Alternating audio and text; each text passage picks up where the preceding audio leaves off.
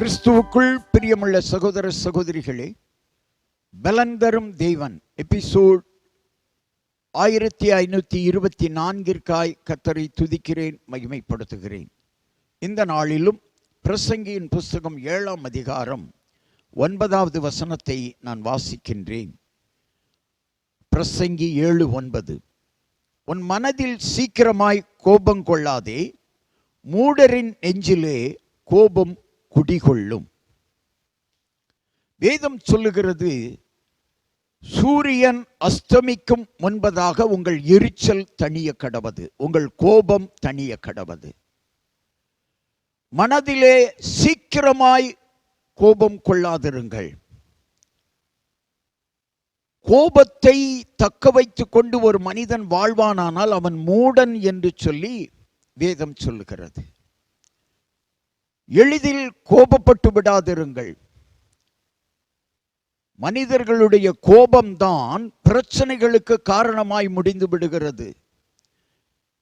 இன்றைக்கு கொலைகள், அடிதடிகள், வழக்குகள் நடக்கிறது என்று சொன்னால் அதற்கெல்லாம் காரணம் கோபம், எரிச்சல்.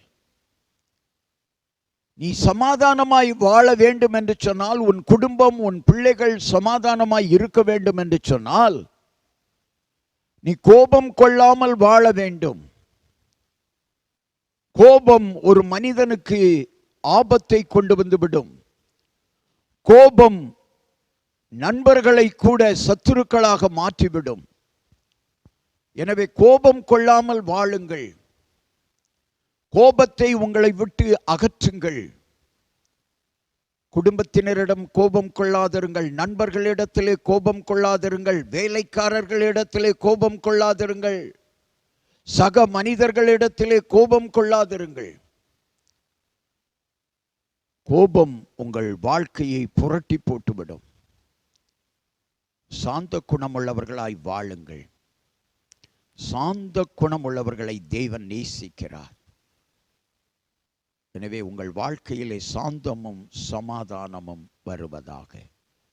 கண்களை மூடி ஜெபிக்கலாம். எங்களை நேசிக்கிற நல்ல தகப்பனே, சூரியன் அஸ்தமிக்கும் முன்பதாக எரிச்சல் தணிய கடவது என்று சொல்லி எங்களுக்கு எச்சரிப்பை கொடுத்து எங்கள் வாழ்க்கையை சந்தோஷமாய் சமாதானமாய் வாழ, கோபமில்லாமல் வாழ வேண்டும் என்பதை எங்களுக்கு கற்றுத்தந்த தகப்பனே, உம்மை ஸ்தோத்தரிக்கிறோம். இந்த ஆண்டிலே மனிதர்களுக்குள்ளே கோபம் வராதிருப்பதாக. கடந்த ஆண்டு இருந்த எரிச்சல்கள், கடந்த ஆண்டு இருந்த கோபங்கள் எல்லாம் மறைவதாக. ஆண்டவர் தாமே உம்முடைய பிள்ளைகளை ஆசீர்வதியும், ஆசீர்வதியும்.